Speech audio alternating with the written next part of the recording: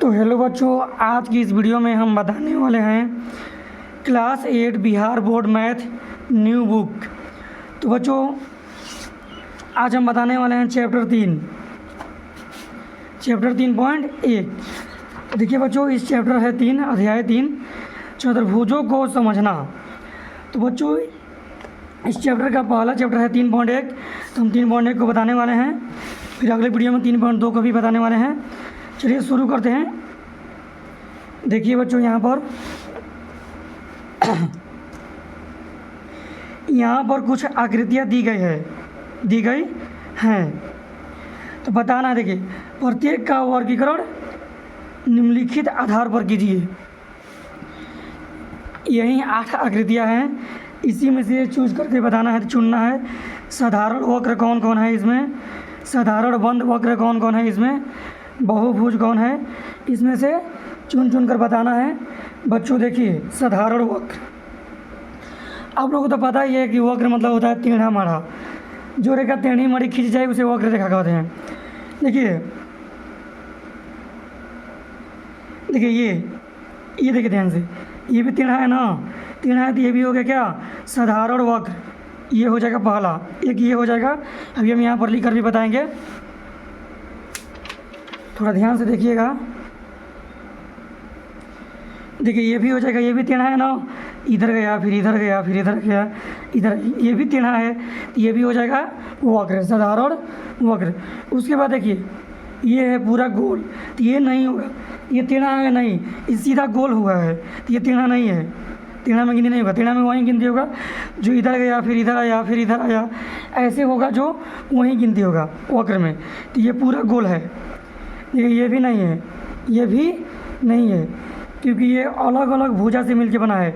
ये सभी भुजा सेम है, इसमें सारे के सारे भुजा बराबर हैं, तो ये भी नहीं होगा ना। देखिए जो इसमें है, बोलेंगे कि सर ये होगा कैसे। देखिए इसमें 2 भुजा बराबर है, 2 भुजा बराबर नहीं है, ये टेढ़ा मेढ़ा है। देखिए ये भी तो टेढ़ा है, लेकिन ये पूरा गोल है।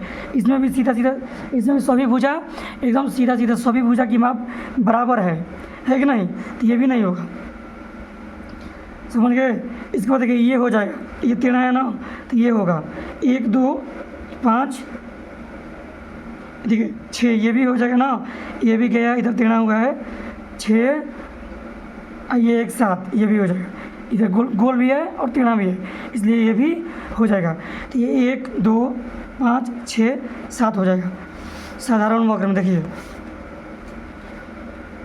पहला हो जाएगा 1 2, फिर एक 5वां होगा, 6वां और 7वां होगा। ये हो गया साधारण वक्र। समझ गए। वक्र मतलब टेढ़ा मेढ़ा रेखा से बना हुआ है, किसी की भी माप बराबर नहीं है, कोई 10 है कोई 5 है सेंटीमीटर, इसलिए इसको बोलने लगे। इसमें सभी का माप सामान्य है कि नहीं, ये नहीं होगा। टेढ़ा मेढ़ा यानी किसी का भी माप, कोई भी रेखा का माप सामान्य नहीं होगा। अब देखिए ये है दूसरा बी, साधारण बंद वक्र। तो ये सब वही हो जाए जो हुआ है, तो ये भी तो वक्र है ना, साधारण वक्र, साधारण बंद वक्र। बंद मतलब बंद रहेगा, उसमें जाने की जगह नहीं रहेगा। तो ये हुआ था ना, ये हुआ था, ये हुआ था, इसमें जाने के अंदर जगह है नहीं है, इसमें है नहीं है, इसमें है नहीं है, इसमें है नहीं है, ये फिर 5 हो जाएगा फिर से साधारण बंद वक्र। समझ गए, वही हो जाएगा। बंद यानी बंद है, चारों ओर से जाने का जगह नहीं है। समझ गया ना। अब देखिए बहुभुज का मतलब होता क्या है, जिसमें एक से ज़्यादा भुजा हो। देखिए ना, सिर्फ भुजा ही रहेगा और कुछ नहीं। देखिए इसमें भी भुजा है ना, एक से ज़्यादा, ये हो जाएगा फिर ये हो जाएगा। अब देखिए इसमें भुजा है 2, लेकिन ये बहुभुज नहीं है, इसमें गोल भी है। ये बहुभुज में गिनती नहीं होगा, ये वृत्त में गिनती होगा। और फिर से भी थोड़ा सा तीसरा भाग, वृत्त का तीसरा भाग, ये बोलेंगे बहुभुज है नहीं। बहुभुज जब बनेगा तो बीच में एक ही जगह रहना चाहिए। इसमें देखिए जगह ढेर है, यहाँ पर है, यहाँ पर है, यहाँ पर है, तो ये नहीं होगा। बहुभुज यानी एक से ज़्यादा भुजा से बनेगा और चारों ओर से बंद रहेगा। देखिए ये हो जाएगा, ये हो जाएगा, ये नहीं होगा ना। यानी 1 2 पहला और दूसरा हो जाएगा बहुभुज, पहला और दूसरा। समझ गए। अब देखिए अगला बोल रहा है उत्तल बहुभुज। उत्तल बहुभुज, बहुभुज मतलब एक से अधिक भुजा रहेगा और वो उत्तल रहेगा। अब देखना ध्यान से आप लोग यहाँ पर समझिएगा। उत्तल देखिए किसे बोलते हैं, देखिए उत्तल ऊपर का भाग पतला होता है और बीच में मोटा होता है। ऐसे होगा, कैसे होगा, ऐसे होगा, ऊपर पतला होगा, बीच में मोटा, फिर नीचे पतला। इसको अब जैसी आपको अगर ऐसी आकृति दिखाई देगी ना, समझना कि वो उत्तल है। क्या है वो, उत्तल लेंस है, उत्तल दर्पण है, कुछ भी हो सकता है। देखिए देखिए ये एक आकृति यही है कि नहीं। ऊपर से बहुभुज बोल रहा है, इसमें भुजा है ना, एक भुजा, दो भुजा, तीन भुजा, चार भुजा, तो ये हो जाएगा कौन, डी का हो जाएगा दूसरा। क्या हो जाएगा, दूसरा। समझ गए, देखिए ऊपर का पतला है, बीच में मोटा है, फिर नीचे पतला है, तो ये हो जाएगा ना, समझ गए हैं। अब देखिए बोल रहा है अवतल बहुभुज। क्या बोल रहा है, अवतल बहुभुज।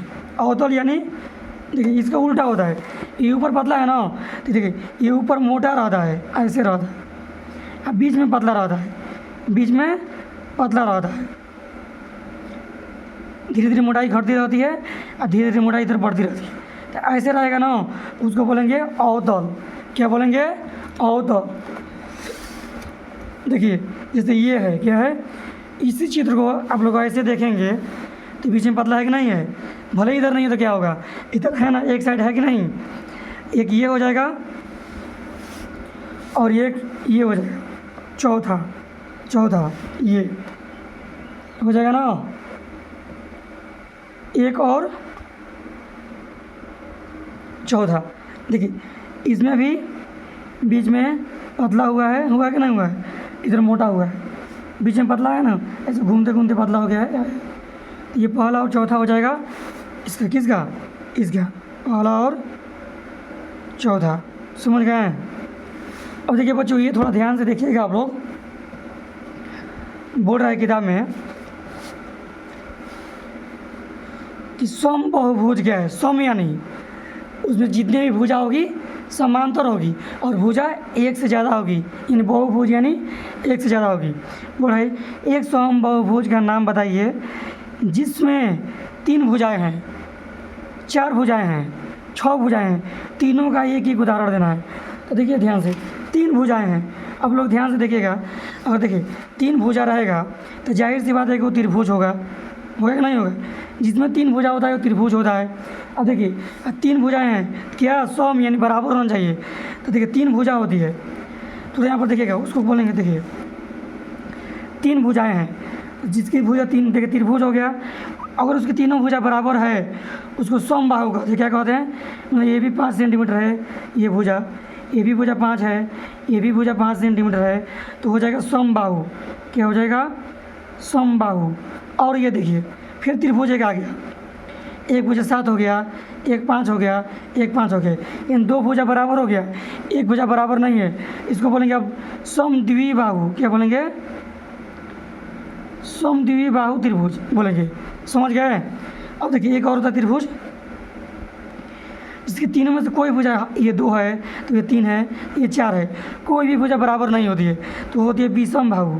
क्या होती है, विषमबाहु। समझिए अच्छे से, जिस त्रिभुज की तीनों भुजा बराबर हो समबाहु कहलाती है, जिस त्रिभुज की 2 भुजा बराबर हो समद्विबाहु कहलाती है, जिस त्रिभुज की तीनों भुजा बराबर नहीं हो वो विषमबाहु कहलाती है। तो बोला 3 भुजाएं, ये बोला समबाहुभुज नु, 3 भुजाएं बराबर है ना, समत बराबर। तो एक समबाहुभुज का नाम बताइए, तीनों भुजा बराबर होना चाहिए, सम बढ़ रहा है तो बराबर। क्या हो जाएगा, समबाहु। क्या हो जाएगा इसका आंसर, समबाहु त्रिभुज, समबाहु त्रिभुज। अब देखिए ध्यान से, 4 भुजाएं यानी 4 भुजा बराबर, सम यानी बराबर। अब देखिए 4 भुजाएं यानी चतुर्भुज होगा, वो तो पता ही है। चतुर्भुज में एक आयत होता है, एक वर्ग होता है।